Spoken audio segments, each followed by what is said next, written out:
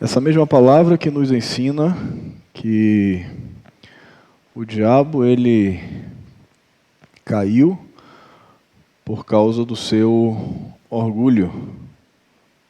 A vaidade é o pecado primeiro, talvez.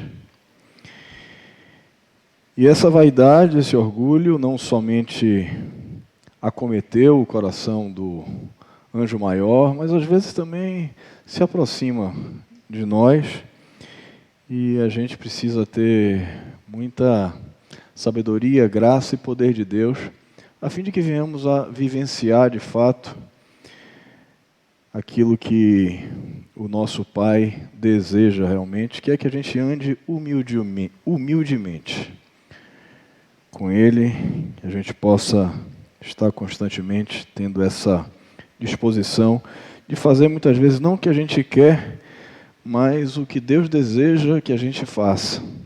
E Ele deseja que a gente ande humildemente com Ele. Já se disse que a verdadeira liberdade não é fazer o que a gente quer, é fazer o que a gente não quer. Porque fazer o que a gente quer é fácil, né? Não precisa de liberdade para fazer o que a gente quer. Fazer o que a gente quer é quase automático. Mas a liberdade, de fato, é quando a gente faz aquilo que a gente não quer. A gente escolhe fazer aquilo que Deus deseja que a gente faça antes do que nós desejamos fazer.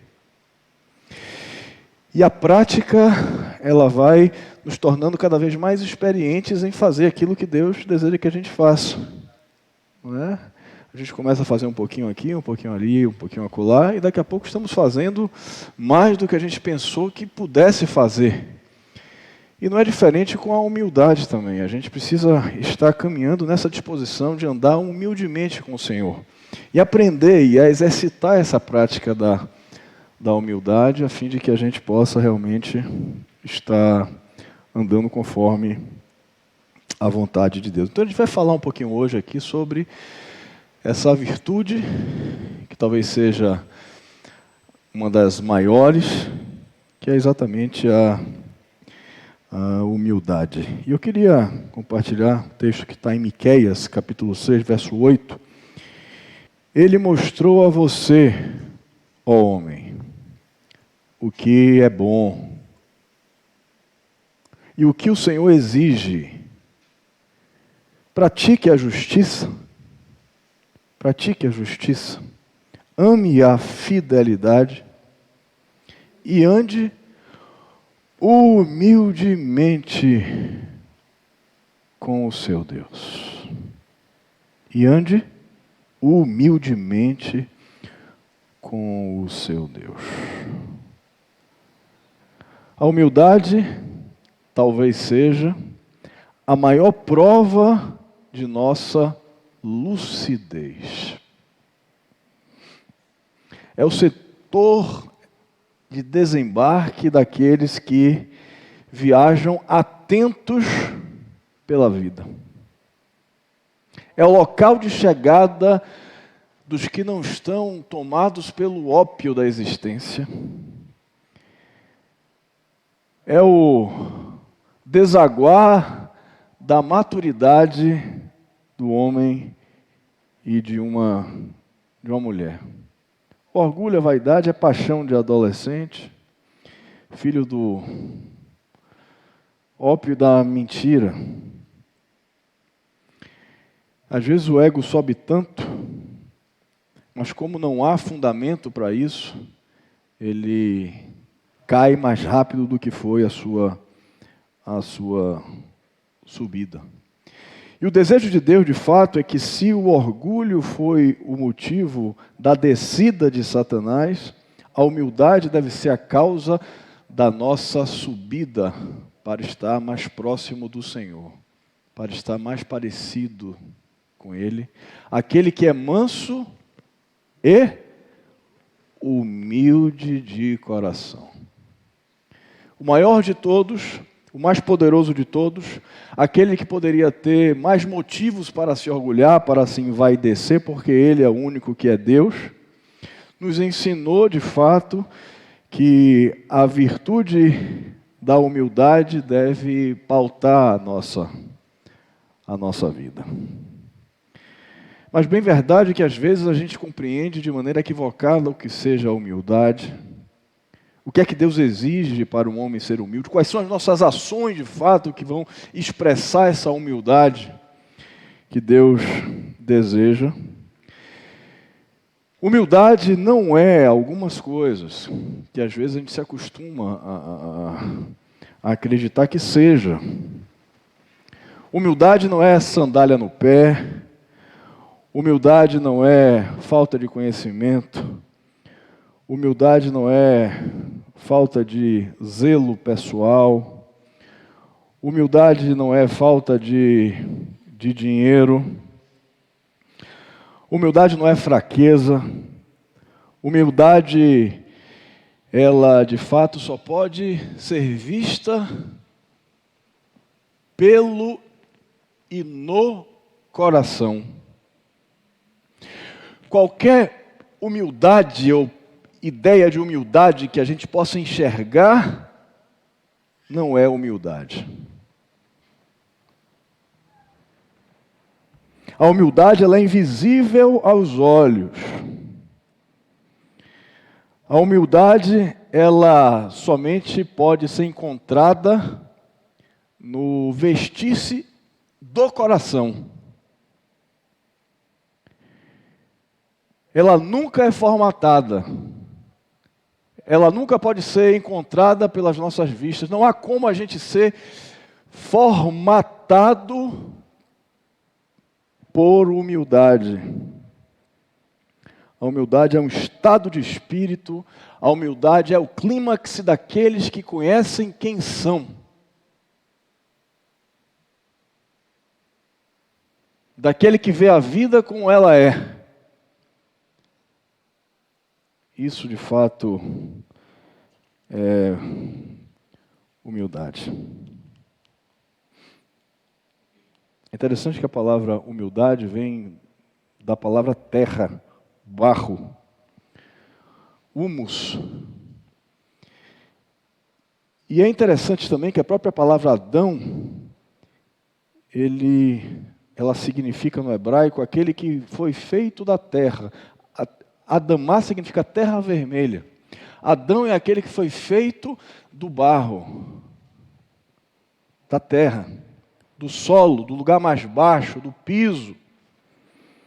Talvez para que ele sempre se relembrasse de que ele não deveria se orgulhar, não deveria seguir os passos de Satanás, que queria ser mais e como Deus. E foi exatamente aí que ele pecou. Quando quis ser igual a Deus e esqueceu que fora criado de baixo e que devia se manter lá. E a humildade, ela como vem de baixo, ela também é fundamento de todas as outras virtudes, porque o que adianta ser bom e ser orgulhoso? O que adianta louvar-se do seu desejo de pacificar? O que adianta você ser alegre com o coração empinado, com o nariz para cima? Portanto, se a gente não misturar as outras virtudes com essa fundamental, as outras virtudes perdem a sua virtuosidade. Por isso a importância de nós caminharmos humildemente com o Senhor. Davi era o homem segundo o coração de Deus, porque era aquele que dava glória a Deus por tudo, porque é aquele que não se deixou e não impediu-se de fazer o trabalho que ninguém queria fazer, o trabalho menos importante. Ele foi fazer aquilo que os seus irmãos não gostariam de fazer, o trabalho mais desprezível daquele tempo, ele foi fazer. Aquele que sabia que não tinha força, mas que sua força vinha de Deus. Quando enfrentara Golias, ele afirmou que não iria contra Golias lutar com suas próprias forças, mas ia lutar contra Golias pelo poder que havia no Senhor dos Exércitos. E por ele ter esse espírito humilde, apesar de ser grande, apesar de ser o melhor da sua geração, ele se manteve humilde na sua postura. O coração dele não se exaltou. Spurgeon diz: Deus não irá adiante com o homem que marcha com suas próprias forças. Se você confia nas suas próprias forças, continue confiando nela, porque Deus não estará com você.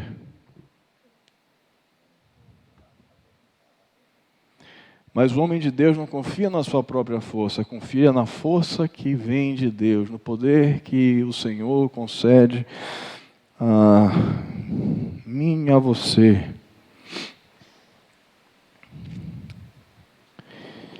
Ser humilde é rasgar a autonomia. Eu queria pensar um pouco sobre isso com você e convidá-lo a abrir sua Bíblia no livro de Romanos, capítulo 12, verso 3 em diante. Livro de Romanos 12, verso 3 em diante. A autonomia. Autonomia é a gente se bastar a gente mesmo, né? A gente viver uma vida de completa independência em relação a todas as coisas, em relação a todas as pessoas. É a gente acreditar que a gente se basta a gente mesmo, né? A gente consegue resolver tudo, a gente não precisa de ninguém. A gente é a última cereja do bolo. Mas o homem humilde, e esse é o desafio para mim e para você, é rasgar esse espírito de autonomia que muitas vezes deseja brotar no nosso coração, esse espírito de independência, esse espírito de dizer, olha, eu faço as coisas acontecerem, eu não preciso de ninguém, eu sou o cara, eu resolvo as questões com minhas próprias forças, eu tenho condições, eu me viro em qualquer situação. Então, humildade é a gente rasgar essa autonomia, né? Romanos capítulo 12, verso 3 em diante, diz assim: pois pela graça que me foi dada, digo a todos vocês, ninguém tenha de si mesmo um conceito mais elevado do que deve ter, mas, pelo contrário, tenha um conceito equilibrado, de acordo com a medida da fé que Deus lhe concedeu. Assim como cada um de nós tem um corpo com muitos membros, e esses membros não exercem todos a mesma função, assim também em Cristo nós, que somos muito, formamos um corpo. E cada membro está ligado a todos os outros. Temos diferentes dons, de acordo com a graça que nos foi dada. Tem um conceito equilibrado acerca de você. Equilibrado significa um conceito com bom senso. Saiba quem você é. Saiba suas virtudes, mas conheça também seus problemas. Saiba o que você pode oferecer e o que você precisa receber. Essa é a visão equilibrada, o conceito equilibrado sobre cada um de nós. Nós não somos melhores nem piores do que ninguém. Muitas vezes o que nós somos melhores, nas questões que nós somos melhores para poder servir melhor aquele que nos cerca. Que lição interessante que Deus nos dá aqui, não é? Membros uns dos outros. Cada membro está ligado a todos os outros. Veja essa importância da ligação. Eu pedi a Silvia essa semana para comprar uma corrente e um cadeado para colocar no portão que estava sem a fechadura. E eu fiquei pensando na corrente, né? A corrente que dá segurança. E por que essa corrente dá segurança? Porque a corrente é forte, é difícil de quebrar. E por que a corrente é forte e difícil de quebrar? E aí eu vi uma corrente e percebi que a sua força vem das suas ligações, não é? Do seu entrelaçamento, do aço com aço, do ferro com ferro. Sua força está ali.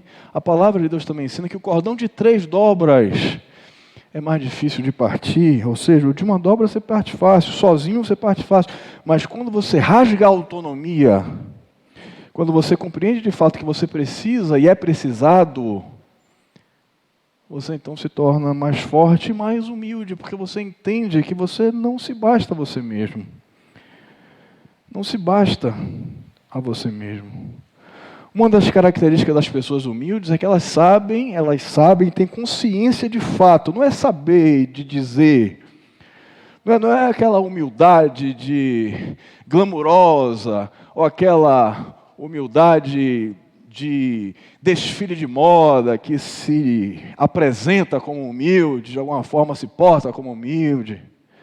Aquele estereótipo de uma pessoa humilde, não é nada disso que se trata humildade. Humildade nunca é vista, digo mais uma vez para vocês. Humildade é uma virtude que somente os cegos podem enxergar. E somente quando a gente fecha os olhos a gente consegue ver.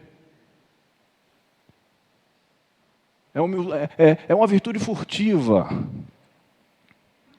É uma virtude que às vezes engana aqueles que querem percebê-la com seus olhos.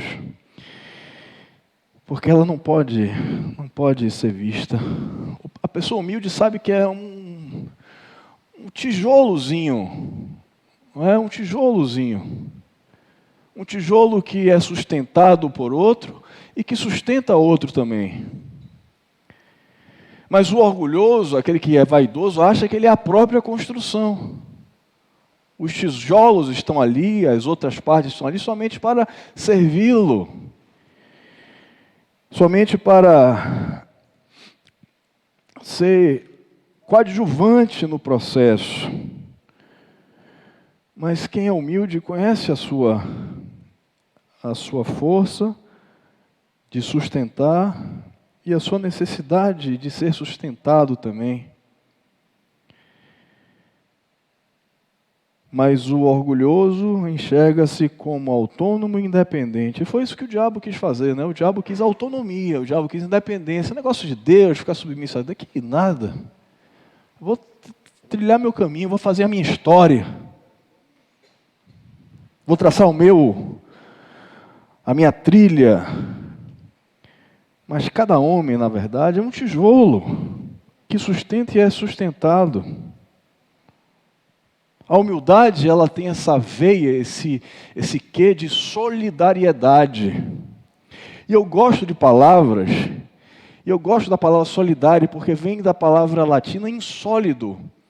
E a palavra insólido significa aquele estado de uma determinada coisa que não é nem líquido nem gasoso. Ela é sólida. E sabe por que ele se torna sólida? Sabe por que a água se torna gelo? Porque as moléculas se juntam com o frio. É por isso que se torna sólido. E a nossa humanidade somente será vista se for sólida. Se um estiver juntinho do outro. Essa é a igreja do Senhor Jesus.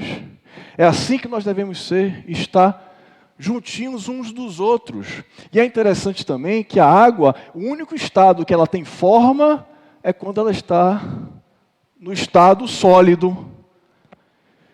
Quando ela está no estado líquido, ela vai se moldando à forma do ambiente que ela está inserida. Quando ela está também evaporando, ela está sem forma. Mas quando ela está juntinha, ela tem uma forma específica. Ela tem uma forma concreta. E a humanidade só será, de fato, segundo o coração de Deus, quando nós estivermos juntinhos, juntos uns dos outros, a fim de que a gente possa dar e receber, e não viver de maneira independente. Ser humilde é ser coadjuvante, é satisfazer e ser satisfeito também. Não é deixar, é brilhar e deixar que brilhem. Não é? A nossa grande estrela, maior de todas, astro rei, o astro maior, na verdade, ele até, em alguns momentos, ele se põe para que a lua brilhe. Não é? Então, o sol nos ensina esse desejo de Deus de viver não para brilhar o tempo todo.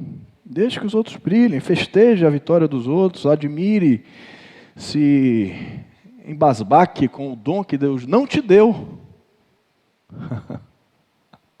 Às vezes a gente fica, poxa, mas eu fico tão preocupado com o dom que Deus me deu, né, com aquela coisa. Mas festeje o dom que Deus não te deu, porque Deus deu a outra pessoa. E essa pessoa talvez precise de uma palavra de afeto, de carinho, de admiração sua, para que possa brilhar ainda mais. Então, nossa vida como cristãos, ela é sempre vivida em coadjuvância, é sempre nessa simbiose que temos uns com os outros, a fim de que a gente possa realmente dar e receber, ofertar e ser alvo das ofertas dos outros também.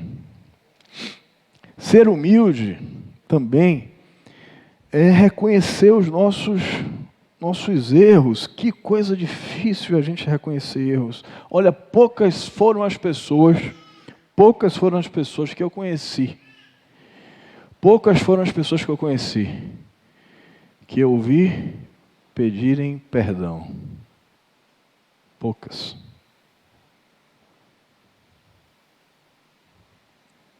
Poucas. Porque o reconhecer o erro, ele tem um quê de arranhão de egos. E quanto mais forte for o ego, mais dói. Quanto maior o orgulho, mais fere pedir perdão. É por isso que poucas pessoas pedem perdão, é por isso que poucas pessoas reconhecem os seus erros, porque poucas pessoas são humildes o suficiente para reconhecer que erram, que precisam reconhecer a sua própria humanidade. Não tem nada mais que seja signo da humanidade do que o erro. O erro é a nossa marca por excelência. O erro é a nossa maior característica. E quando a gente entende de fato isso, a gente passa a viver humildemente, andar humildemente com o nosso Deus. Com o nosso Deus. Somente os grandes confessam os seus erros. Quando uma pessoa pedir perdão a você, tenha certeza de uma coisa: ela não é tão infantil assim. Quando a pessoa reconhecer o erro, saiba, ali talvez tenha um grande homem e uma grande mulher. Porque é capaz de reconhecer o erro. O erro não arrebaixa, mas tem pessoas que estão tão ficcionadas por si mesmos, tão auto-idolatradas, que não conseguem reconhecer suas falhas, seus problemas, seus deslizes.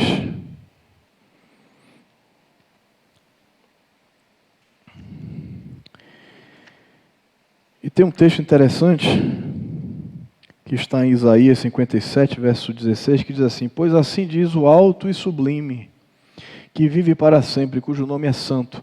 Habito num lugar alto e santo, mas habito também com o contrito e humilde de espírito. Olha com quem Deus habita. Com o contrito e humilde de espírito, para dar novo ânimo ao espírito humilde e novo alento ao coração do contrito. Quer que Deus habite com você? Comece a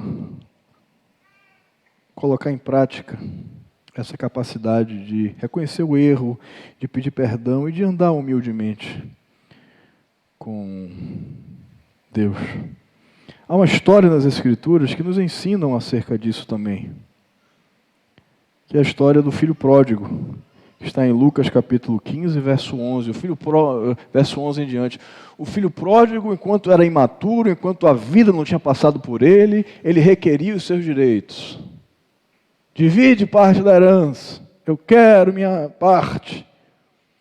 Mas porque a vida ainda não tinha encontrado ele. ele ainda estava utilizando antólogos, mas quando a vida o encontrou, quando ele conheceu a vida como ela é, quando ele terminou passando pelas lamas da existência, aí ele diz: Pai, pequei contra ti. Reconhece o erro, confessa o pecado, confessa a limitação. O filho pródigo entendeu, portanto, que na vida é necessário que a gente confesse: Pai, pequei contra o céu e contra ti.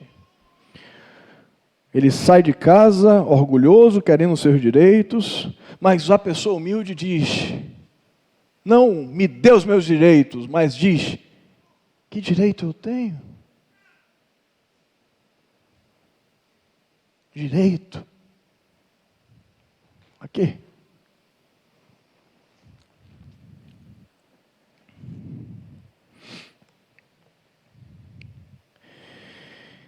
E o terceiro ponto, que talvez seja o maior desafio para mim e para você. Que talvez seja o maior desafio para todas as pessoas. Certa vez perguntaram a um jogador de alto nível se tinha sido muito difícil ele alcançar o topo da sua carreira, se tornando o número 1 do mundo. Ele disse: isso foi fácil. O difícil foi me manter lá.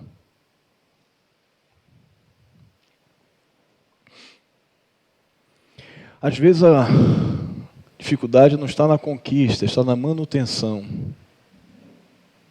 Porque certamente há dois grandes problemas na vida. O primeiro problema é a derrota. E o segundo problema, sabe qual é? A vitória. Talvez a vitória seja mais difícil de lidar do que a derrota. Porque a vitória vem misturada com diversas tentações. A vitória vem junto com impurezas que a gente nem imagina.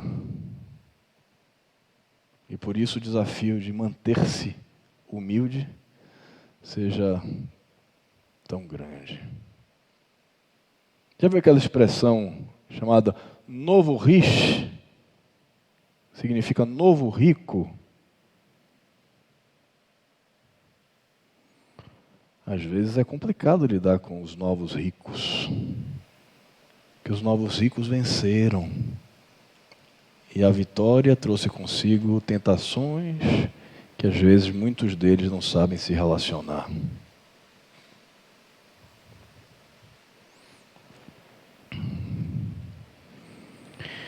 Segunda Crônicas 26:11. Veja um caso típico disso aqui que eu estou dizendo. Tinha também Uzias, o rei Uzias, um exército de homens destros nas armas, que saíam à guerra em tropas, segundo o rol feito pelo escrivão Jeiel e Manasseias, oficial sob a direção de Ananias, um dos príncipes do rei. O número total dos cabeças das famílias, homens valentes, era de 2.600. Debaixo das suas ordens havia um exército guerreiro de 307.500 homens, que faziam a guerra com grande poder, para ajudar o rei contra os inimigos. Preparou-lhes Uzias para todo o exército escudos, lanças, capacetes, couraças e arcos, e até fundas para tirar pedras. Fabricou em Jerusalém máquinas de invenção de homens peritos, destinadas para as torres e cantos das muralhas, para atirarem flechas e grandes pedras. Divulgou-se a sua fama até muito longe, porque foi maravilhosamente ajudado, até que se tornou forte. Até que se tornou forte. Mas havendo-se já fortificado, exaltou-se o seu coração. Tornou-se forte, tornou-se grande, tornou-se importante, tornou-se uma pessoa vitoriosa, tornou-se alguém de sucesso e exaltou-se o seu coração. Ande de cabeça erguida perante o seu Deus. Bata no peito e diga: eu posso. Repita como o Senhor disse: eu sou.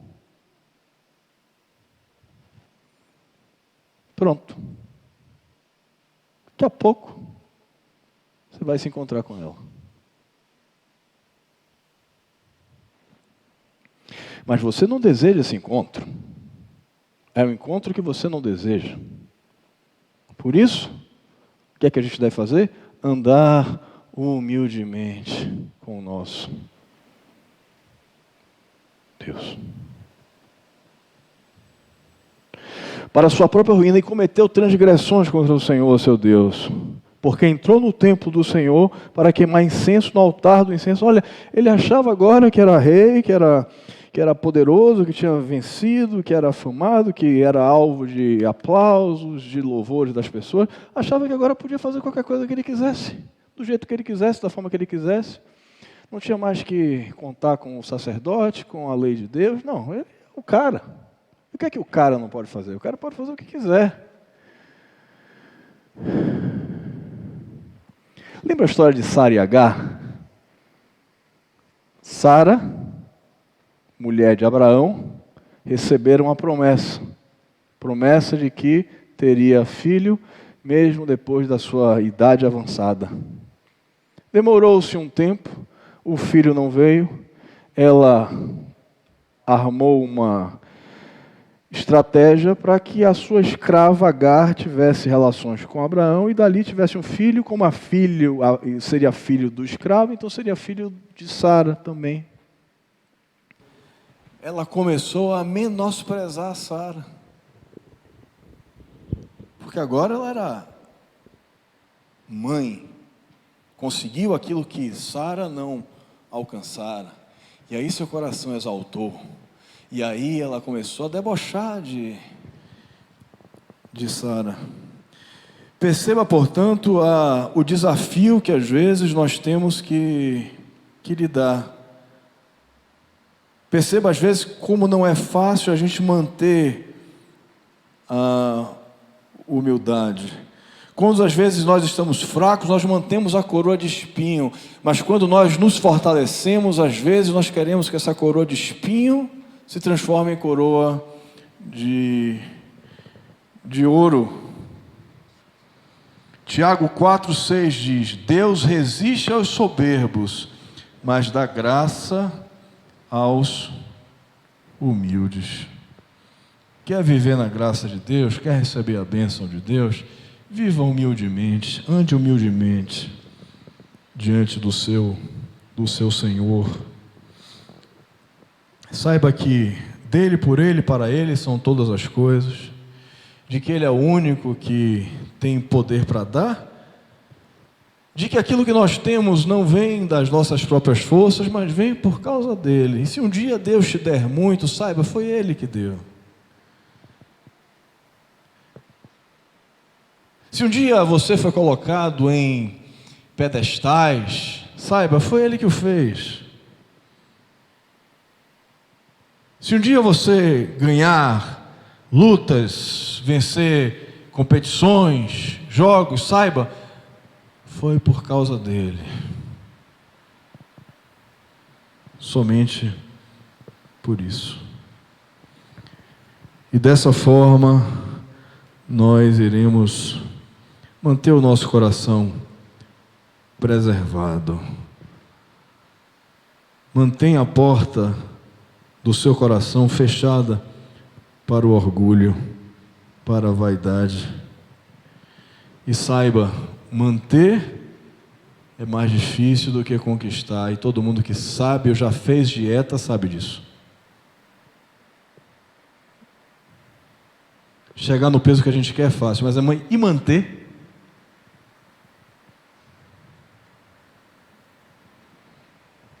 É fácil também? Por quanto tempo?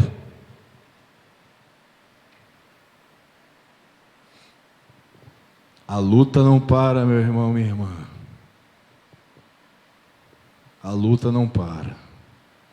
Seja na derrota, seja também na vitória.